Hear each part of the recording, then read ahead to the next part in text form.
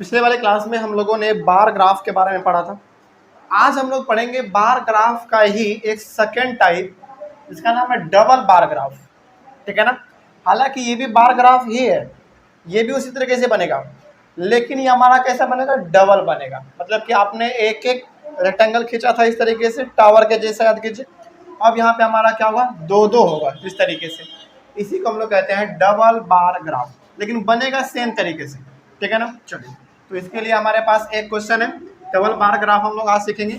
और double bar graph के बाद हम लोग एक और टाइप के ग्राफ के बारे में समझेंगे, जिसको कि आपने क्लास 7 में पढ़ा है, हिस्टोग्राम। याद कीजिए, याद आ गया। अच्छा, बार ग्राफ और हिस्टोग्राम में बेसिक डिफरेंस क्या है? बेसिक डिफरेंस ये है कि बार ग्राफ हटा हटा हुआ होता है, लेकिन हिस्टोग्राम बिल्कुल सटा हुआ होता है, उसमें हमारा स्पेस नहीं होता है बीच में। ठीक है। चलिए, खैर अभी यहाँ पे हम लोग बनाएंगे तो उसको समझ में जाएंगे। देखिए, सबसे पहला एक सवाल है हमारे पास डबल बार ग्राफ से, इसको हम लोग डिस्कस करते हैं, उसके बाद चलेंगे हिस्टोग्राम में। पहला सवाल है, draw a double bar graph to compare the favourite ice cream flavours of boys and girls in a class which data is given below. मतलब कि यहाँ पे हमारा ना आइसक्रीम का अलग अलग फ्लेवर दिया गया है। ये हमारा फ्लेवर है वेनिला, चॉकलेट, स्ट्रॉबेरी और बटर स्कॉच। ये हमारा आइसक्रीम का अलग अलग फ्लेवर है। अब यहाँ पे हमारा डाटा किस प्रकार से, देखिए, वेनिला जो है 9 बच्चे पसंद करते हैं लड़के, और 5 लड़कियां हैं जो कि वेनिला को पसंद करती हैं। उसके बाद 6 लड़के हमारे चॉकलेट को पसंद करते हैं, चॉकलेट फ्लेवर, और 10 लड़की ऐसी हैं जो कि चॉकलेट फ्लेवर को पसंद करती है आइसक्रीम। आगे बढ़ते हैं, फिर स्ट्रॉबेरी में आ जाइए आप। 4 ऐसे लड़के हैं जिनको कि स्ट्रॉबेरी पसंद है, और 12 ऐसे लड़कियां हैं जिनको स्ट्रॉबेरी पसंद है। उसी प्रकार से बटर स्कॉच में आ जाइए। 8 लड़कों को बटर स्कॉच पसंद है और 7 लड़कियों को बटर स्कॉच पसंद है। इट मीन्स यहाँ पे हर एक फ्लेवर हमारे पास दिए गए हैं। Total 4 flavour, vanilla, chocolate, strawberry और बटर स्कॉच। यहाँ पे बताया गया है कि क्लासरूम में कितने बच्चों को कौन सा आइसक्रीम का फ्लेवर कितना पसंद है, ये इसमें बताया गया है। अब इसी डाटा को हमको रिप्रेजेंट करके बता देना है किसमें, डबल बार ग्राफ में। चलिए, हमारा कैसा बनता है, बहुत आसान है। जिस तरीके से हम लोग पहले करते थे वैसे ही करेंगे। सबसे पहले तो आप एक ये वाला सिस्टम आप बनाएंगे। सबसे पहले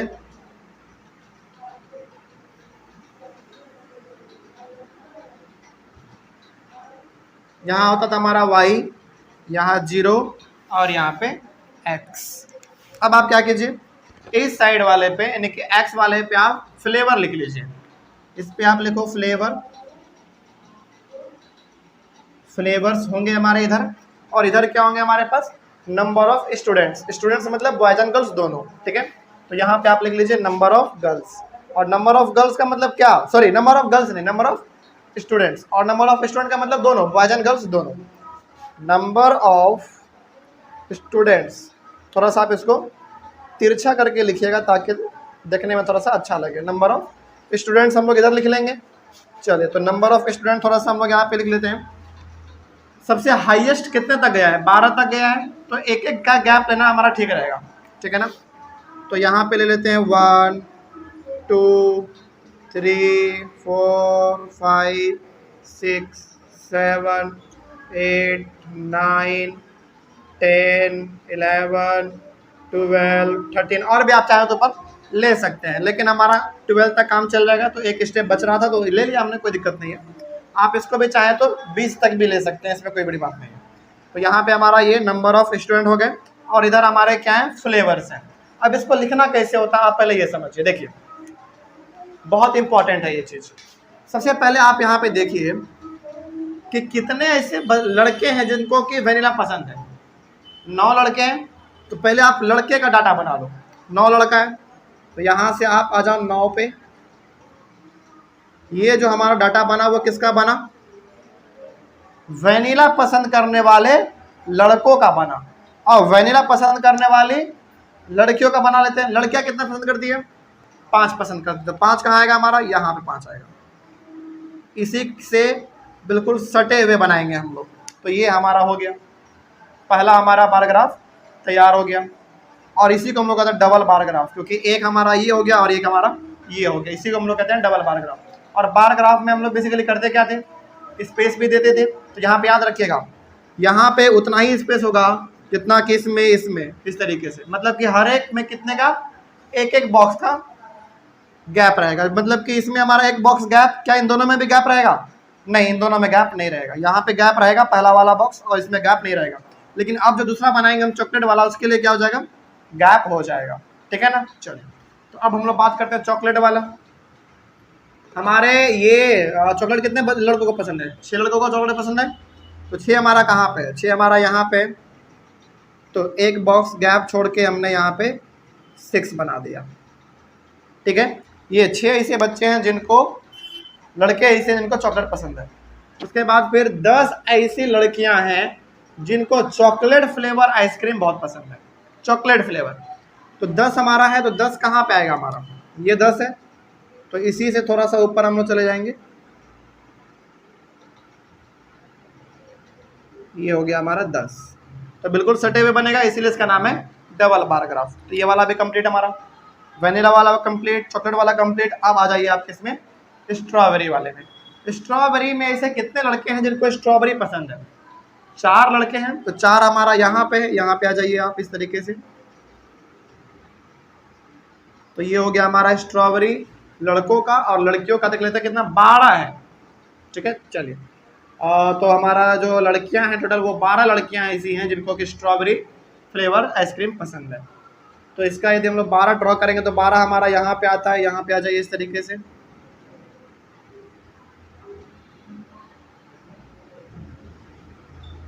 हो गया, चलिए आगे बढ़ते हैं। तो ये हमारा स्ट्रॉबेरी वाला भी खत्म। अब आ जाइए आप बटर स्कॉच में। 8 लड़के हैं जिनको बटर स्कॉच पसंद है। तो 8 हमारा कहाँ है? यहाँ है। तो इस तरीके से हम लोग चले जाएंगे, और 7 लड़कियां हैं जिनको बटर स्कॉच पसंद है। तो 7 हमारा यहाँ पे, बस हो गया। कोई दिक्कत इसमें? लेकिन अब यहाँ पे आपको लिखना पड़ेगा, ये वाला हमारा कौन सा फ्लेवर था? वेनिला था। तो ये हमारा वेनिला आप यहाँ पे लिखेंगे, और यहाँ पे आप क्या लिखेंगे? चॉकलेट।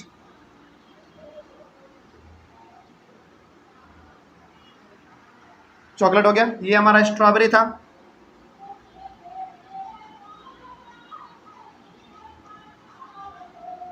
और ये हमारा है बटर स्कॉच।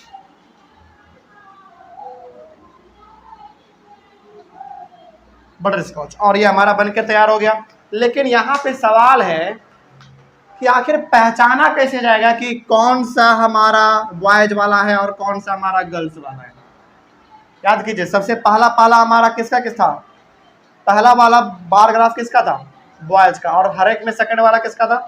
गर्ल्स का था। ये तो आपको मालूम है ना, लेकिन टीचर को जब देखेंगे कैसे उनको पता चलेगा? इसके लिए क्या कर सकते हैं हम लोग? एक यहाँ पे सिंबल के तौर पे हम लोग यहाँ पे दिखा सकते हैं। जैसे देखिए, बॉयज वाले को आप इस तरीके से कर दो, और गर्ल्स वाले को आप इस तरीके से कर दो। ठीक है, और यहाँ पे भी हम लोग लिख देंगे कौन सा बॉयज का हो गया और कौन सा गर्ल्स का हो गया।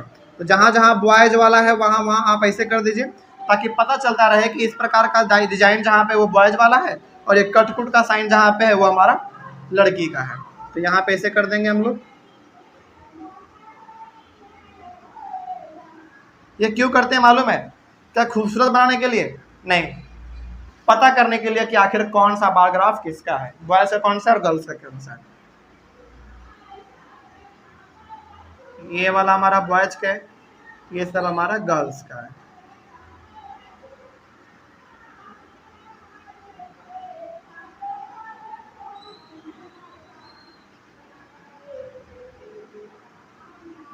हो गया। अब यहाँ पे आपको 2 चीज लिखना है इसके लिए। पहला तो आप स्केल लिखेंगे, और दूसरा आप ये लिखेंगे। चलिए पहले हम लोग यही लिख लेते हैं। देखिए ध्यान से, आपने यहाँ पे क्या किया? आपने यहाँ पे 2 चीज बनाया।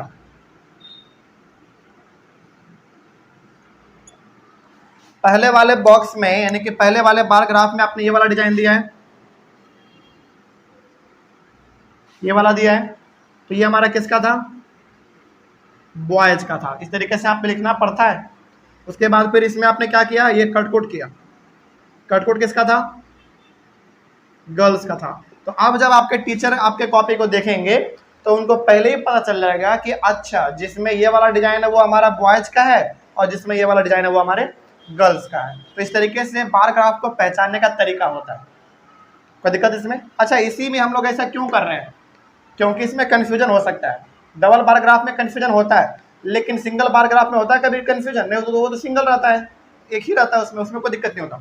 लेकिन यहाँ पे ऐसा करने के लिए हमको करना चाहिए बेसिकली। चलिए आगे बढ़ते हैं। उसके बाद अब आप क्या करोगे? स्केल लिखोगे।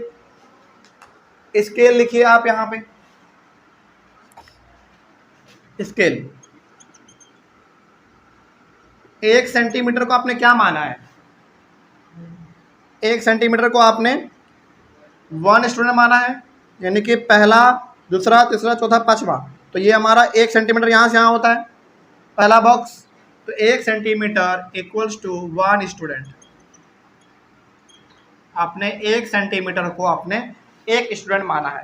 और अब जाके हमारा ये ग्राफ कंप्लीटली तैयार हुआ। अब तैयार हुआ तो इसमें 2 चीज़ आपको बहुत ध्यान में रखना है। पहला ये कि स्केल आपको लिखना भूलना नहीं है, पहला बात। दूसरा बात, ये सिंबल आप बना दीजिएगा ताकि टीचर को मालूम चले कि कौन सा ग्राफ किसका है। चलिए, हमने बना तो दिया, लेकिन अब यहाँ पे ना एक जरूरी बातें, हम लोग कुछ जरूरी बातें हैं हमारे पास, उसको हम लोग जान लेते हैं। देखिए, अब यदि आपसे पूछा जाएगा कि बताओ सिंगल बार ग्राफ और डबल बार ग्राफ में डिफरेंस क्या है? डिफरेंस ये है कि इसमें हमारा ये रेक्टेंगल सिंगल बार ग्राफ में 1 होता है, लेकिन डबल बार ग्राफ में 2 होंगे। पहला डिफरेंस ये हो गया। दूसरा डिफरेंस, ये वाला डबल बार ग्राफ ना 2 अलग अलग चीज़ों के बारे में कंपैरिजन करने में बहुत अच्छा होता है। जैसे अब यहाँ से हम लोग देख के बता सकते हैं कि लड़का जो है वेनिला को पसंद ज़्यादा करता है, लेकिन लड़कियां जो है वेनिला को पसंद कम करती हैं। उसी प्रकार से इसमें भी हम लोग बता सकते हैं, लड़के जो है चॉकलेट फ्लेवर को कम पसंद करते हैं, लेकिन लड़कियां इसको ज़्यादा पसंद करती है। तो बेसिकली इस डबल बार ग्राफ का खासियत ये होता है कि कंपैरिजन करने में 2 अलग अलग चीज़ों के बारे में कंपेयर यदि हमको करना हो तो इसमें ये सबसे अच्छा साबित होता है, क्योंकि इसमें हम लोग यहीं पे देख के बता देते हैं कि कौन सा ज़्यादा है और कौन सा कम है। ठीक है ना? तो ये हमारा बेसिकली खासियत है डबल बार ग्राफ का। कोई दिक्कत नहीं इसमें। चलिए आगे बढ़ते हैं फिर। अब आ जाइए आप अपने ग्राफ के तीसरे टाइप पे। ये हमारा हिस्टोग्राम है। और याद रखिएगा, हिस्टोग्राम में हर बार डाटा ना आपका कुछ इस प्रकार के क्लास इंटरवल के रूप में दिया हुआ रहेगा। याद कीजिए, इस प्रकार के सिस्टम को हम लोग क्या कहते थे? क्लास इंटरवल कहते थे। ठीक है ना? तो इस प्रकार का आपका दिया हुआ रहेगा। चलिए, सबसे पहले यहाँ पे हम लोग क्या देख लेते हैं, draw a histogram to represent the given data. हमारे पास डाटा दिया गया है, इस डाटा को क्या करना है? हिस्टोग्राम में रिप्रेजेंट करके दिखाना है। और हिस्टोग्राम कैसे बनता है अभी आपको हम बताएंगे, तो आपको थोड़ा सा क्लास 7 भी याद आ जाएगा। ठीक है ना? चलिए देखा जाए, थोड़ा सा उसको बंद करो एक minute. Draw histogram to represent the given data. क्या है हिस्टोग्राम, इसके बारे में हम लोग पूरा एक बार समझ लेते हैं। चलिए देखा जाए, यहाँ पे हमारे पास 2 डाटा दिया गया है। पहला है प्राइस रेंज ऑफ पेन्स और नंबर ऑफ पेन्स सोल्ड। मतलब ये हो गया कि 10 रुपये से लेके 20 रुपये के बीच में कितने पेन बेचे गए? 15 पेन बेचे गए। मतलब ये हो गया कि 10 रुपये से लेके और 20 रुपये के बीच में कितने पेन बेचे गए? 15 पेन बेचे गए। जैसे मान लीजिए कि मेरे पास एक पेन का दुकान है, तो हमने क्या किया, 15 पेन बेच दिया। कितने प्राइस रेंज में? 10 और 20 रुपये के बीच में। किसी को हमने 11 में बेचा होगा, किसी को 12 में बेचा होगा, किसी को 16 में बेचा होगा, इस तरीके से। उसी प्रकार से हमने 20 पेन को बेच दिया। कितने प्राइस रेंज में? 20 से 30 रुपये के बीच में। उसी प्रकार से ये वाला और ये वाला। तो ऊपर में हमारा प्राइस रेंज दिया गया है कि आपने कितने से कितने रुपए के बीच में उसको बेच दिया, और नीचे में हमारा नंबर ऑफ पेन दिया हुआ है सोल्ड, जो हमने उसको बेच दिया। आखिर कितना हमने पेन बेचा? जैसे इस प्राइस रेंज में हमने कितना पेन बेचा? 30 पेन बेचा। हो सकता है कि पहला वाला पेन हमने जो बेचा होगा उसका हमने 32 रुपये दे दिया होगा, इसका 35, 36, 37, इस प्रकार से। अब तो कोई डाउट नहीं इसमें। बस इसी को हमको रिप्रेजेंट करना है अपने ग्राफ में। कैसे रिप्रेजेंट करेंगे देखिए ध्यान से, बड़ा सिंपल है ये वाला भी।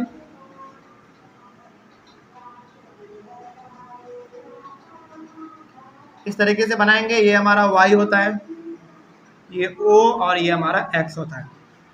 अब यहाँ पे आप क्या कर लो, यहाँ पे प्राइस रेंज लिखो आप। प्राइस रेंज ऑफ पेन्स, इधर आप प्राइस रेंज लिखेंगे और इधर आप क्या लिखेंगे, नंबर ऑफ पेन्स सोल्ड। तो थोड़ा सा तिरछा करके लिखेंगे आप, नंबर ऑफ पेन्स सोल्ड, इधर हमारा नंबर ऑफ पेन्स हो जाएगा। ठीक है, चलिए अब थोड़ा सा हम लोग कुछ नंबरिंग कर लेते हैं। कितना नंबर है जरा बताइए जरा ध्यान से। 35 है सबसे हाईएस्ट हमारा, सॉरी 30 है सबसे हाईएस्ट। तो कितने का गैप लेना चाहिए बताइए जरा। 5-5 का ले लेते हैं, ज़्यादा ठीक रहेगा।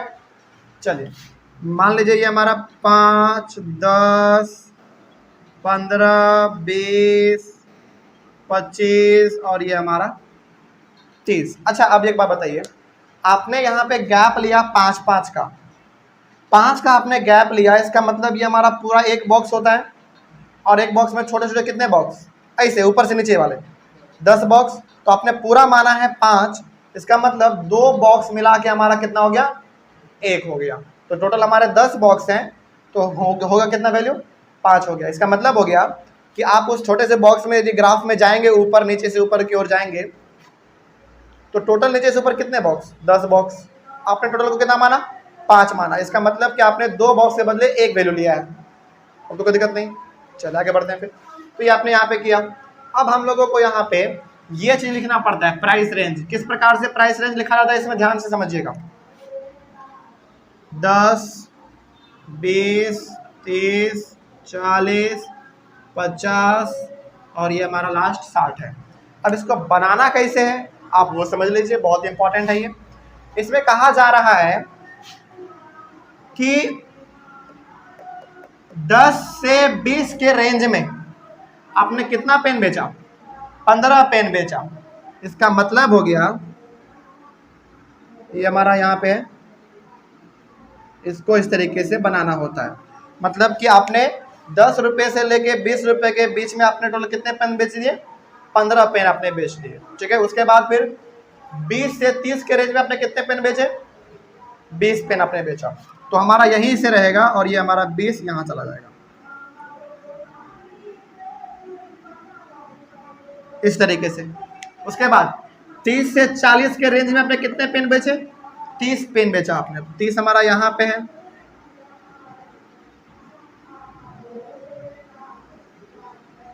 ओके। उसके बाद फिर आगे बढ़िए, 30 से 40 के, सॉरी 40 से 50 के बीच में आपने 25 पेन बेचा। 40 से 50 में हमारा 25, तो यहाँ पे 25 है, हो गया। उसके बाद 50 से 60 के रेंज में आपने 5 पेन बेचा बात करो, तो यहाँ पे हमारा 5 है, हो गया। बस यही है हमारा हिस्टोग्राम। तो बार ग्राफ और हिस्टोग्राम में बेसिक डिफरेंस ये है कि इसमें हम लोग स्पेस नहीं छोड़ते हैं, इसमें सटा सटा के हम लोग ग्राफ बनाते चले जाते हैं। अब तो कोई दिक्कत नहीं होगा इसमें। चलिए इसमें अब आप क्या छोड़ रहे हैं पहले बताइए। एक ही चीज आप इसमें अभी आप मिस कर रहे हैं, बस क्या, स्केल। तो यहाँ पे आप स्केल लिख दीजिए,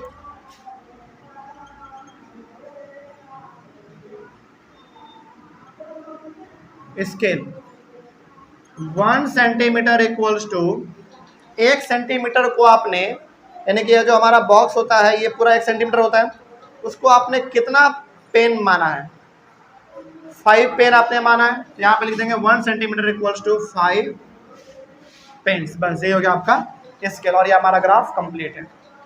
कोई दिक्कत इसमें।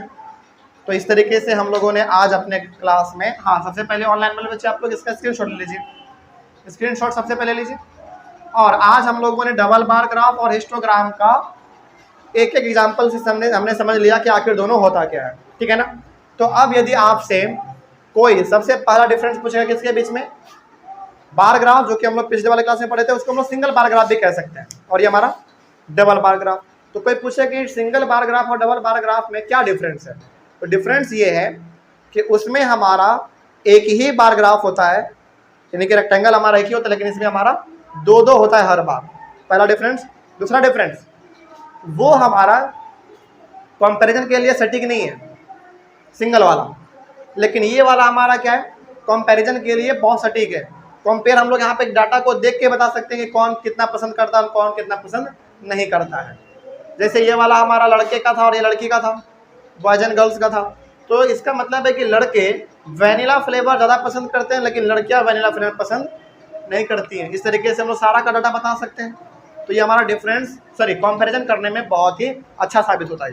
कोई दिक्कत नहीं इसमें। अब यदि कोई पूछे कि बताओ सिंपली बार ग्राफ और हिस्टोग्राम में क्या डिफरेंस है, तो दोनों में बेसिक डिफरेंस आपने क्या देखा, बार ग्राफ में हमारा स्पेस छुड़ा हुआ होता है, लेकिन हिस्टोग्राम में स्पेस छुड़ा हुआ नहीं होता, ये हमारा डायरेक्ट कंटिन्यूअस होता है, पूरा लगातार। ठीक है ना।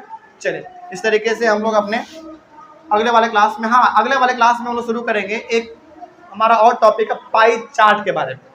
पाई चार्ट वो गोल वाला होता है, उसमें अलग अलग डाटा हम लोग को करना पड़ता है, वो भी बड़ा इंटरेस्टिंग है, उसको हम लोग अपने अगले वाले क्लास में कवर करते हैं। तब तक के लिए thank you very much and have a nice day.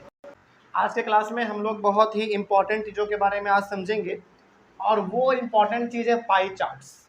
आपने बार ग्राफ के बारे में पढ़ा, डबल बार ग्राफ के बारे में पढ़ा, और आपने हिस्टोग्राम के बारे में भी पढ़ा, है ना। इन सभी ग्राफ में कॉमन क्या देखा आपने, कॉमन आपने ये देखा कि सभी ग्राफ का इस्तेमाल हम लोग किस लिए करते हैं, अपने डाटा को रिप्रेजेंट करने के लिए, शो करने के लिए। वही काम, डाटा को शो करने का काम ही हम लोग एक और तरीके से करते हैं, वो है हमारा पाई चार्ट। और ये pie chart bar graph, double bar graph और हिस्टोग्राम से बिल्कुल अलग है, कंप्लीटली अलग है।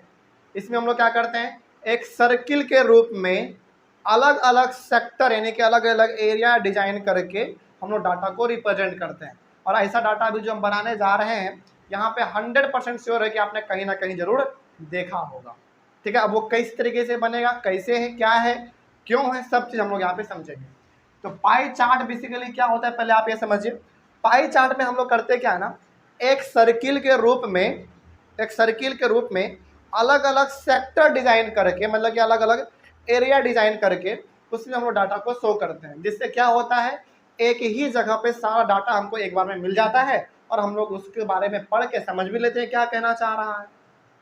ठीक है। चलिए, तो ये हमारा पाई चार्ट होता है। पाई चार्ट में एक फॉर्मूला आपको याद रखना है। फॉर्मूला क्या है, देखिए, central angle equals to value of the component divided by sum of the values of all components into 360 degree. ये ऊपर में है, ब्रैकेट के बाहर हमारा ये डिग्री का साइन है।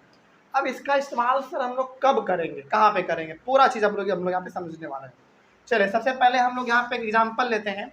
एग्जाम्पल से ही आपका मालूम चल जाएगा कि पाई चार्ट क्या होता है, और इस सेंट्रल एंगल का जो फॉर्मूला है इसका हम लोग इस्तेमाल क्यों करते हैं। ठीक है। देखिए ध्यान से, इसमें कहा गया है कि the data on the mode of transport used by 720 students are given below. मतलब कि हमारे पास टोटल स्टूडेंट 720 हैं, और वो 720 स्टूडेंट कौन कौन से ट्रांसपोर्टेशन सिस्टम से वो कहाँ जाता है, ये हमारा लिखा हुआ है। जैसे आप यहाँ पे देखिए, मोड ऑफ ट्रांसपोर्ट में हमारा बस है, साइकिल है, ट्रेन है, कार है और स्कूटर है। यहाँ पे हमारा नंबर ऑफ स्टूडेंट है, ये हमको बता रहे हैं कि देखो 120 बच्चा बस से जाता है, 180 बच्चा साइकिल से, 240 बच्चा ट्रेन से, 80 बच्चा कार से और 100 बच्चा स्कूटर से। हो सकता है स्कूल से घर और घर से स्कूल जाता आता हो। इस तरीके से यहाँ पे लिखा गया है। Represent the above data by a pie chart. एक पाई चार्ट हम लोगों को बनाना है, और ये डाटा हमको यहाँ पे रिप्रेजेंट करके बताना है। अब इसका सॉल्यूशन देखिए, बहुत इंपॉर्टेंट है। यहाँ से हमारा ये सॉल्यूशन चालू होता है। सॉल्यूशन नंबर हमारा फर्स्ट। इस सॉल्यूशन को बनाने के लिए हम लोग को 3 टेबल बनाना पड़ता है, 3 कॉलम, टेबल नहीं कॉलम। वो 3 कॉलम हमारा कुछ इस प्रकार का बनता है, देखिए ध्यान से।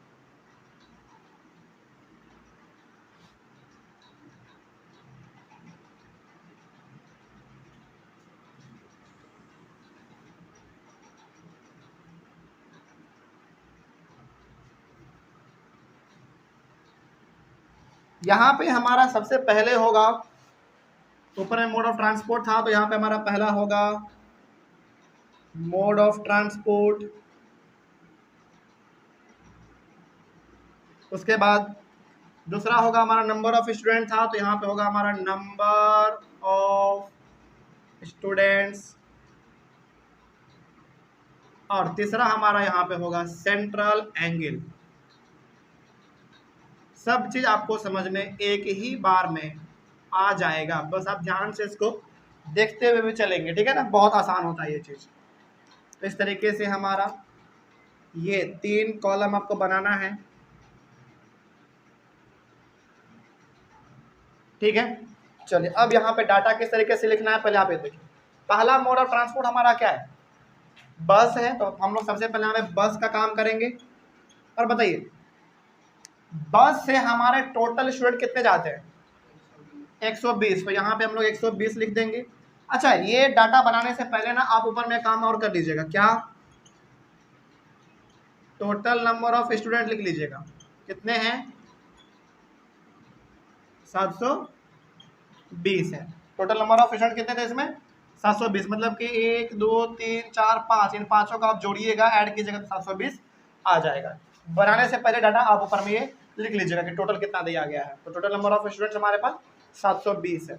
उसके बाद आपने एक तरफ लिखा मोड ऑफ ट्रांसपोर्ट, उसके बाद आपने लिखा नंबर ऑफ स्टूडेंट्स, और आपने यहाँ पे लिखा सेंट्रल एंगल्स। अब सेंट्रल एंगल में क्या करना पड़ता है आप जरा ध्यान से देखिए। सेंट्रल एंगल निकालने का हमारा ये वाला फॉर्मूला है। पहला फॉर्मूला में आपको क्या कहता है, value of the component. Value of the component का मतलब है कि पहला नंबर कितना है आपका, मतलब कि पहला हमारा बस था, तो बस से कितने बचे जा रहे हैं, 120 जा रहे हैं। तो सबसे पहले आप यहाँ पे 120 लिखोगे, इसको डिवाइड करोगे किससे, sum of the values of all components.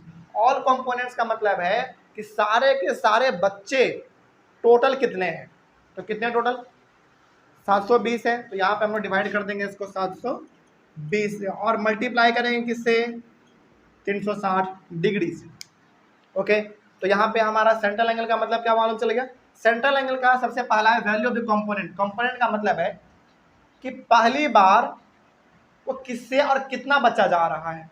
तो हमारा पहली बार में बस से जा रहा है 120 बच्चा, तो ऊपर हमारा 120 लिखाएगा, नीचे हमारा क्या लिखाएगा, टोटल कितने स्टूडेंट हैं, value of all the components, मतलब कि सारे कितने हैं टोटल आपके पास, 720 है, 720 हमने लिखा, और मल्टीप्लाई किसे करो, 360 से करो। अब इसको आप सॉल्व करिए, इसको आप सॉल्व करेंगे तो हमारे सामने क्या आएगा, देखिए 0 से 0 कैंसिल होगा, 12 से 72 कितने बार में, 6 बार में, और 6 से ये कितने बार में,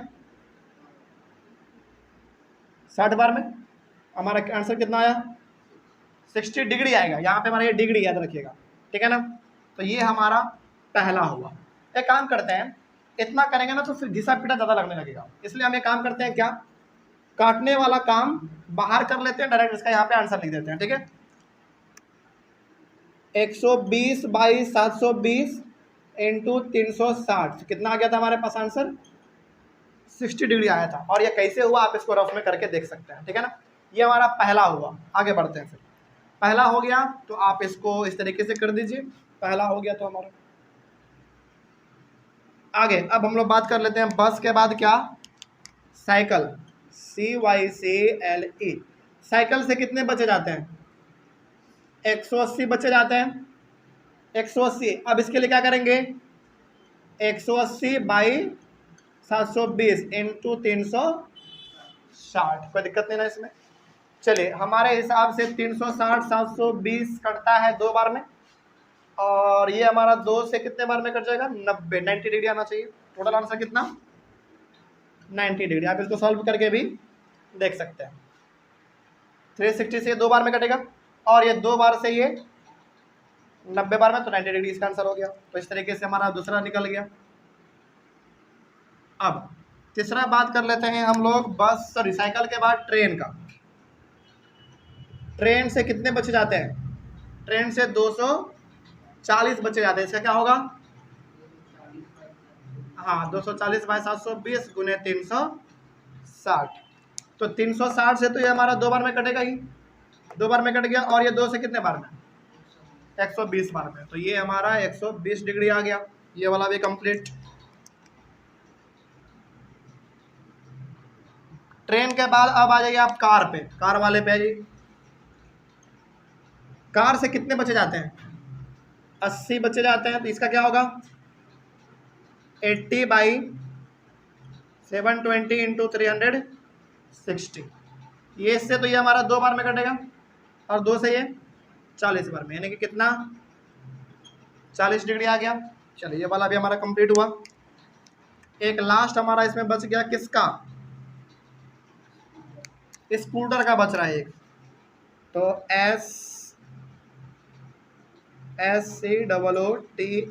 SCOOTER, स्कूटर से जाते हैं टोटल 100 बच्चे, तो ये हमारा 100 बाई 720 और ये हमारा 360 डिग्री, इससे ये हमारा 2 बार में कटेगा और ये हमारा 50 डिग्री आ गया। तो इस तरीके से आपने पहले टेबल बनाना है, पहले टेबल आपने बना लिया। अब टेबल के बाद हमारा मेन काम चालू होता है पाई चार्ट का। पाई चार्ट कैसे बनता है समझिए ध्यान से। सबसे पहले आप क्या करो, कंपास लो अपना, जिसमें हमारा एक तरफ हम लोग पेंसिल लगाते हैं और एक तरफ नोकीला रहता है गोल करने वाला, याद आ गया। ऐसे जो हम लोग करते हैं गोल, उसमें आप पेंसिल को लगाओ और पेंसिल को लगा के आप सबसे पहले क्या करो, एक सेंटर पॉइंट ले लो ये वाला और इसके चारों तरफ आप एक सर्किल को ड्रॉ करो। क्या करोगे, सबसे पहले एक पहले आपको सर्किल ड्रॉ करना है। सबसे पहले आपने ड्रॉ कर दिया सर्किल, आप क्या करोगे, एक आप रेडियस खींचो, मतलब कि यहां से लेकर यहां तक अपने मन से स्केल से बिल्कुल सीधा आपको पहले ये खींच देना है, ठीक है। ये आपने खींच दिया। अब आप क्या करो, इसके ऊपर, इस लाइन के ऊपर क्या रखो, प्रोटेक्टर रखो। क्या रखना है, प्रोटेक्टर रखना है। प्रोटेक्टर हमारा क्या होता है भाई, मेरे क्लास से शायद थोड़ा सा कहीं पे होगा, नहीं मिल रहा है तो हम दिखा देते हैं आपको। ये है और ये हमारा प्रोटेक्टर होता है, याद आ गया। यहाँ पे हमारा 180 डिग्री होता है, यहाँ पे भी हमारा 180 डिग्री होता है और इसके बिल्कुल बीचों बीच कितने 90 डिग्री होते हैं, ये तो आपको मालूम है। इसी को हम लोग कहते हैं प्रोटेक्टर। और बहुत सारे लोग इसको हाफ चांद कहते हैं, चांद वाला स्केल के नाम से इसको ज़्यादा लोग जानते हैं। जैसे बचपन में ना हम लोग को याद नहीं रहता था इसका नाम प्रोटेक्टर, लेकिन उसका नाम क्या है, प्रोटेक्टर नाम है इसका। तो याद नहीं रहता था तो क्या याद रखते थे, चांद वाला स्केल दो, क्योंकि चांद आधा रहता है, कभी कभी फुल भी होता है, इसमें कोई शक नहीं है, लेकिन हम लोग इसको चांद वाले स्केल के नाम से याद रखते थे। तो ये हमारा प्रोटेक्टर है। तो सबसे पहले आपको एक सर्किल ड्रॉ कर लेना है, थोड़ा सा बड़ा बनाएगा सर्किल, ठीक है ना। बड़ा सर्किल बना देने के बाद पहले आप एक रेडियस यहाँ से यहाँ ज्वाइन कर दो अपने मन से स्केल से। अब आप इसको उठाइए और इस पे रखिए। ये वाला जो आपका पॉइंट है ना, ये वाला पॉइंट, ये वाला पॉइंट आपका इस पे आना चाहिए, इस वाले पॉइंट पे यहाँ पे आप रखिए।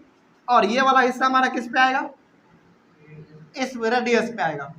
और अब आप देखिए कि उस प्रोटेक्टर में 60 डिग्री कहाँ पे पूर रहा है। तो आप देखेंगे तो 90 यदि मेरा यहाँ पे है तो 60 लगभग इधर होगा। तो इस तरीके से आपको यहाँ पे इसे 60 डिग्री मिला देना है। आपने मिला दिया 60 डिग्री। तो सबसे पहले आपको क्या करना था, एक सर्किल ड्रॉ करना था, एक आपने रेडियस खींच लिया। अब इस वाले पॉइंट पे आप ये वाला पॉइंट रख दो उठा के, और ये वाला जो हमारा हिस्सा है वो किस पे आ जाएगा, इस वाले रेडियस पे आ जाएगा। उसके बाद आप स्केल में देखोगे 60 डिग्री हमारा कहाँ पे पूर रहा है, तो यहाँ पे लगभग पूरेगा। आप अपने कंपास से बनाइएगा ना, थोड़ा सा और अच्छा आप कर दिए, दिखने में लगेगा। तो ये हमारे टोटल कितने हो गए, 60 डिग्री हो गए ये पूरा। अब आप क्या करो, दोबारा इस वाले पॉइंट को किस पे रखोगे, अब इस वाले पे रखो। और रेडियस ये वाला हमारा किस पे आएगा, इस वाले पे आएगा। अब इस वाले पे रखे कितना बनाना है आपको, 90 बनाना है। तो आप देखेंगे कि 90 लगभग आपका यहाँ पे आ रहा होगा, इस तरीके से आएगा, ठीक है ना। आप थोड़ा सा बनाएंगे तो और आपका अच्छा ही बनेगा। उसके बाद फिर अब आप यहाँ पे रखो और रेडियस पे क्या रख दो, ये वाला हिस्सा किस पे आएगा, अब ये वाला हिस्सा किस पे आएगा, इस वाले पे आएगा। मतलब कि जब आप इसको बनाओगे ना तो थोड़ा सा आपको इसे घुमाना पड़ सकता है पेज को अपने, तो आप इसको घुमा लीजिएगा, कोई दिक्कत नहीं है। अब आपको कितना चाहिए, 120 डिग्री चाहिए। तो बताइए 90 यदि हमारा यहाँ पे है तो 120 लगभग यहाँ पे आएगा, थोड़ा सा ज़्यादा। तो चलिए मान लेते हैं कि हमारा 120 यहाँ पे आ गया, सपोज कर लेते हैं। आप लोग इसको कंपास से बनाएगा, अच्छा बनेगा आप लोग। उसके बाद फिर आपको कितना बनाना है, 40 बनाना है। तो 40 अब आप इस पे रखेंगे, ये वाला हिस्सा जो हमारा है इसको आप इस पे रखेंगे और 40 मान लीजिए कि आपका और 40 मान लीजिए आपका इतना बनता है, ठीक है। और जो हमारा बच गया उसको आपको ड्रॉ ही नहीं करना है, क्योंकि वो ऑटोमेटिकली कितना होगा, 50 अपने आप हो जाएगा, उसको ड्रॉ नहीं करना पड़ता है, लास्ट वाले को नहीं। क्योंकि ये पूरा हमारा कितना होता है, 360 डिग्री होता है। आप इसको कैलकुलेट करके देख लीजिए, 360 ही आएगा। तो लास्ट वाले को ड्रॉ नहीं करना है। अब इसमें क्या करना है आपको, इतना कर दिया, कहा क्या काम खत्म हो गया, नहीं, इतना से काम नहीं खत्म होता। अब इसमें आपको अलग अलग डाटा लिखना पड़ता है, जो आपने डाटा यहाँ पे इस्तेमाल किया था। क्या आपने डाटा इस्तेमाल किया है जरा देखिए। तो सबसे पहले आपने ये वाला ड्रॉ किया, ये कितना डिग्री है आपका, 60 डिग्री। लेकिन ये है क्या आपका, बस है ये, ठीक है। ये कितना था 90 डिग्री, तो ये हमारा 90 डिग्री, लेकिन ये है क्या, साइकिल है। उसके बाद ये कितना था आपका 120, लेकिन है ये क्या, ट्रेन, तो यहाँ पे ट्रेन लिखेंगे। और ये क्या हमारा 40 डिग्री, लेकिन ये है क्या, कार, तो यहाँ पे कार लिख देंगे। और ये हमारा लास्ट में क्या बच गया 50 डिग्री, क्या, स्कूटर।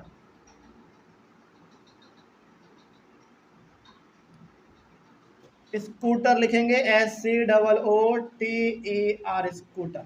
ओके। और अब हमारा ये ग्राफ कंप्लीटली तैयार है, कोई दिक्कत नहीं होगा इसमें।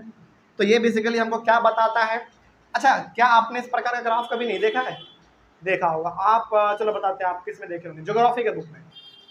आप अपने ज्योग्राफी के बुक में ऐसा ग्राफ आप बहुत देखे होंगे, कोयले के बारे में लिखा रहता है, पेट्रोलियम के बारे में लिखा रहता है, नेचुरल गैस के बारे में लिखा रहता है ना, फॉरेस्ट के बारे में लिखा रहता है, उसके बाद फिर ग्रीन एरिया कितना है, डेजर्ट एरिया कितना है, माउंटेन एरिया कितना है, प्लेट्यू कितना है, वो सब डाटा हमारा इस प्रकार सबके ज्योग्राफी बुक में दिया गया होगा। इसी को हम लोग कहते हैं पाई चार्ट। इसको देख के ना हम लोग बेसिकली क्या बताते हैं, ये बताते हैं कि देखो सबसे ज्यादा, अच्छा सबसे पहले बताइए इसको कैसे देखेंगे। इसमें ना ऐसे देखा जाता है कि सबसे बड़ा एरिया कौन है और सबसे छोटा एरिया कौन है हमारा। तो सबसे बड़ा 120 वाला दिख रहा है आपको, इसका मतलब है कि सबसे ज्यादा लोग क्या पसंद करते हैं, ट्रेन पसंद करते हैं। और सबसे कम लोग क्या पसंद करते हैं, कार पसंद करते हैं, क्योंकि सब तो अमीर नहीं हो सकता ना। आम आदमी कैसे जाएगा, ट्रेन से। जो थोड़ा अमीर होंगे वो कार से जा सकते हैं, जिसके पास अपना कार है। लेकिन इससे हमको पता चल जाता है कि अच्छा सबसे ज़्यादा ये इस्तेमाल किया जा रहा है और सबसे कम ये इस्तेमाल किया जा रहा है। तो ये डाटा हमारा थोड़ा सा आसान भी होता है और अच्छा होता है बेसिकली। अब तो कोई दिक्कत नहीं इसमें। तो यही हमारा होता है पाई चार्ट। तो कैसे बनता है मालूम चल गया। सबसे पहले आप एक सर्किल बनाइए, आप सर्किल के बाद एक रेडियस अपने मन से खींच दीजिए, इसके ऊपर आप अपना प्रोटेक्टर रखिए, लेकिन प्रोटेक्टर का ये वाला हिस्सा हमारा किस पे होना चाहिए, बिल्कुल बीचों बीच होना चाहिए। तो ये वाला हमारा हिस्सा किस पे होगा, सॉरी ये वाला हिस्सा हमारा इस पे होगा, रेडियस पे। उसके बाद कितना था हमारा पहला 60 डिग्री। तो आप इसको देख के बना लो कि 60 यहाँ पे, तो हमारा लाइन इसे खींच दो। इस तरीके से आपको सारा बनाते हुए चलना है, कोई दिक्कत नहीं है इसमें। पहला बार आप बनाएंगे दिक्कत हो सकता है, कोई दिक्कत नहीं है इसमें, लेकिन हाँ दूसरी बार बनाएंगे तो आसान से आपका बन जाएगा। तो ये हमारा हो गया पहला का आंसर, इसको आप कॉपी कर लीजिए। उसके बाद हमारा दूसरा है, दूसरा भी उसी तरीके से बनेगा। बस इसमें क्या था देखो, नंबर दिया गया 120, 180, 240, 80, 100, लेकिन इसमें क्या कर दिया, परसेंट दे दिया। कोई दिक्कत नहीं है, उसी तरीके से बनेगा हमारा, ठीक है ना। मिटा दो इसको, चलो इसको हम लोग इसमें पहले मिटाते हैं, उसके बाद फिर दूसरा बनाएंगे। तो सेंट्रल एंगल आपको ज़्यादा हार्ड क्या लगा, नहीं लगा हार्ड। हालांकि लिखा गया इतना बड़ा ना, बच्चा पहले परेशान हो जाता है कि कुछ नया होगा, नया नहीं है, बहुत आसान होता है, ठीक है ना। चलो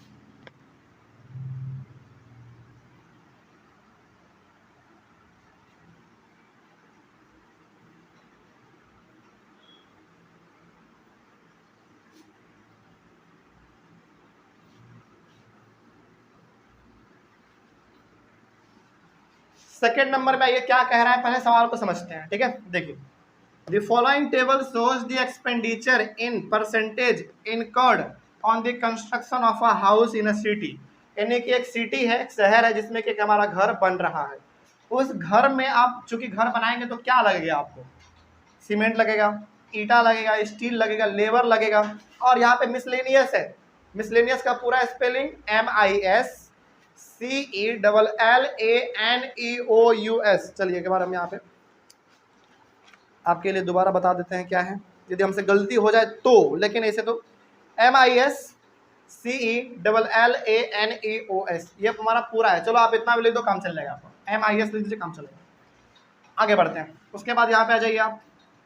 तो एक हमारा सिटी में घर बनने जा रहा है, उस घर में हमारा ब्रिक, सीमेंट, स्टील, लेबर और अलग अलग चार्जेस। जैसे अलग अलग चार्जेस का मतलब क्या हो गया, नल लगाना हो, वायरिंग करना हो, पेंटिंग करना हो, उसके लिए हमारा सारा खर्चा इसमें है, ठीक है। इसमें कितने कितने खर्च होते हैं, ब्रिक यानी कि ईटा में 15% पैसा खर्च होता है, सीमेंट में 20%, स्टील में 10%, लेबर में 25% और मिसलेनियस में 30%। ये हमारा पैसा खर्च हो रहा है अलग अलग तरीके से। Represent the above data by a pie chart. तो पाई चार्ट के थ्रू आपको ये डाटा रिप्रेजेंट करना है। कैसे करेंगे, चलिए आइए यहाँ पे हमारा सॉल्यूशन 2। सॉल्यूशन 2 में सबसे पहले आप क्या लिखते हैं बताइए, नीचे वाला आप नंबर लिखते हैं, या इसमें हमारा टोटल नंबर कितने थे, 720 थे, इसमें टोटल हमारा कितने परसेंट है, 100%। आप इसको ऐड कर लीजिए, पूरा आपको 100 मिल जाएगा। तो यहाँ पर हम लोग क्या लिखेंगे, सबसे पहले टोटल परसेंटेज कितना है, हाँ टोटल परसेंटेज इक्वल्स टू 100%, ठीक है ना। तो ये हमारा आ गया। अब इसके बाद क्या करते थे हम लोग, टेबल बनाते थे। टेबल बनाइए। तो टेबल में कितने कॉलम रखेंगे आप, नहीं 3 कॉलम ना, 3 कॉलम रखेंगे।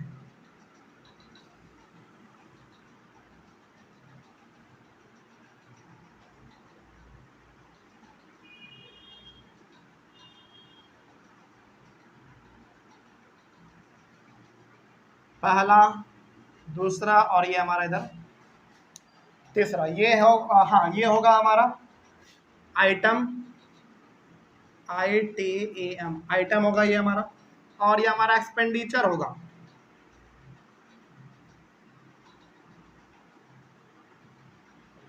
एक्सपेंडिचर किस में है दिया हुआ, इन परसेंटेज। और ये हमारा क्या होगा, बिल्कुल सेंट्रल एंगल। चलिए अब हम लोग एक एक करके से काम कर लेते हैं। सबसे पहले हमारा आइटम कौन सा है, ब्रिक। सबसे पहला ब्रिक है, ओके। ब्रिक में कितने परसेंट पैसे खर्च होते हैं, 15% हो गया। अब सेंट्रल एंगल का फॉर्मूला क्या कहता है, सबसे, हाँ 15/100। 100 क्यों, क्योंकि टोटल हमारा 100 है, 15/100 इंटू कितना, 360, ओके। इसको आप सॉल्व कर लीजिए बाहर में, क्योंकि यहाँ पे करेंगे तो बहुत ही गंदा लगने लगेगा। इसको आप सॉल्व कर लेंगे तो चलिए हम लोग इसको यहाँ पे सॉल्व करते हैं। 15/100 इंटू 360, चलिए 0 से 0 कैंसिल हमारा, और ये 5 से कितने बार में, 3 बार में, 5 से ये 2 बार में, और फिर ये कितने बार में, 18 बार में। तो कितना है हमारे पास, 18, 18 3 जा 54। तो ये हमारा हो जाएगा 54 डिग्री। कोई दिक्कत इसमें, चलो। यहाँ पे हमने परसेंटेज वाला सवाल क्यों लिया, क्योंकि आपके बुक में 2 ही प्रकार का सवाल है, एक ये नॉर्मल वाला और एक हमारा परसेंटेज वाला। तो जिससे भी अब आ जा बन जाएगा पूरा, बना लेते हैं। तो पहला वाला हमारा तैयार हो गया, पहला तैयार। दूसरे में आइए, दूसरा आइटम हमारा कौन सा है, ब्रिक के बाद सीमेंट। सीमेंट में कितने परसेंट पैसे खर्च होते हैं, 20%, ओके। तो यहाँ पे हमारा क्या आएगा, 20/100 इंटू 360 डिग्री। इसको भी सॉल्व कर लिया जाए यहाँ पे, 20/100 इंटू 360 डिग्री। 0 से 0 कैंसिल, 2 बार में, 36 इंटू 2 कितना, 72। तो ये हमारा आएगा 72 डिग्री। बस ये वाला भी कंप्लीट हो गया हमारा, सीमेंट वाला भी हो गया। सीमेंट वाले के बाद क्या है हमारा आइटम, स्टील है। स्टील में कितने परसेंट पैसे खर्च हो रहे हैं, मात्र 10%। तो 10/100 इंटू 360 डिग्री, ठीक है। ये तो हमारा कितने बार में कटेगा, 10 बार में। आप कर लो यहाँ पे इंटू 360 डिग्री। देखो ये तो हमारा कितने बार में कट जाएगा, 10 बार में कट गया, और एक जीरो से हमारा एक जीरो कैंसिल। तो क्या बचा केवल 36, बस हो गया। तो ये वाला भी कंप्लीट समझा जाए। स्टील के बाद कौन सा आइटम है, स्टील के बाद है लेबर 25%, LABOUR, लेबर 25%। तो 25/100 इंटू 360 डिग्री। तो ये तो हमारा 4 बार में कट जाएगा, 25/100 इंटू 360, ये तो हमारा 4 बार में कट गया। और ये हमारा कितने बार में कटेगा, ये डायरेक्ट हमारा कट जाएगा 9 बार में। हाँ 90 डिग्री आएगा डायरेक्ट, 90 डिग्री आ गया टोटल। एक लास्ट हमारा बच रहा है मिसलेनियस वाला। तो MIS मिसलेनियस, पूरा नहीं लिख रहे हैं, काम चल लेगा ना, ठीक है। कितना इसमें हो रहा है खर्च हमारा, 30%, तो यहाँ पे हम लोग 30 लिख दिया, कोई दिक्कत नहीं ना इसमें। चलिए आगे बढ़ा जाए। अब ये तो हमारा बड़ा आसान हो गया, 30/100 इंटू 360 डिग्री, इसको भी कर लीजिए 30/100 इंटू 360 डिग्री। तो 0 से हमारा 0 कैंसिल, 10 से 30 कितने बार में, 3 बार में, 3 इंटू 36 कितना 108, 108 डिग्री। चलिए हमारा ये बनकर तैयार है। बस अब आप इसको पाई चार्ट में कन्वर्ट कीजिए। तो रफ आप इसके अंदर मत कीजिएगा, तो गंदा लगने लगता है देखने में, थोड़ा सा बाहर में कर लीजिए, वो ठीक रहेगा, लेकिन अंदर में मत कीजिए। अब बस हमारा ग्राफ, सबसे पहले आप अपना कंपास लीजिए, पेंसिल को उसमें लगाइए और पहले एक बड़ा सा सर्किल बनाइए। चलिए मान लेते हैं कि मेरा सेंट्रल पॉइंट है और सर्किल हमने जो बनाया वो हमारा सर्किल ये है, सपोज कर लीजिए। चलिए उसके बाद क्या कर देते हैं हम लोग, एक रेडियस अपने मन से यहाँ से यहाँ तक अपना एक सीधा सा लाइन खींच देंगे, खींच दिया हमने। अब प्रोटेक्टर का जो बीच वाला पॉइंट है जहाँ पे 90 हमारा होता है सामने सामने, वो वाला पॉइंट आप इस पे रखेंगे और इस पे आप क्या क्या आएगा, सीधा वाला लाइन आएगा, ठीक है। इस पे आप रख दिया आपने। सबसे पहले आप कितना बनाओ, 54 डिग्री बनाओ। मान लेते हैं कि चलिए मेरा 54 डिग्री यहाँ पे आ रहा है, सपोज कर रहे हैं बस हम लोग, ठीक है ना, कि हमारा 54 हो गया। अब इसके ऊपर आप रखिए अपना प्रोटेक्टर, उसके बाद कितना बनाइए 72 डिग्री। चलिए मान लेते हैं कि हमारा 72 यहाँ पे आया, ठीक है। हालांकि यहाँ पे एग्जैक्ट तो नहीं होगा, लेकिन आपके कॉपी में एग्जैक्ट आएगा जब आप कंपास से बनाएंगे तब, और प्रोटेक्टर से 36 से कम होगा, 36 चलिए मान लेते हैं हमारा इतना है 36 है। उसके बाद 90 है, 90 तो बिल्कुल एकदम सीधा, तो हमारा 90 है, और जो बच गया हमारा वो ऑटोमेटिकली 108 होगा। बस आप यहाँ पे आप थोड़ा सा नोट कर दीजिए, बस क्या नोट कर दीजिए, जितना है वो चीज़। तो ये हमारा क्या था बताइए, कितना डिग्री पहले ये बताइए, 54 डिग्री। आइटम कौन सा था, ब्रिक, तो यहाँ पे हम लोग ब्रिक लिख देंगे।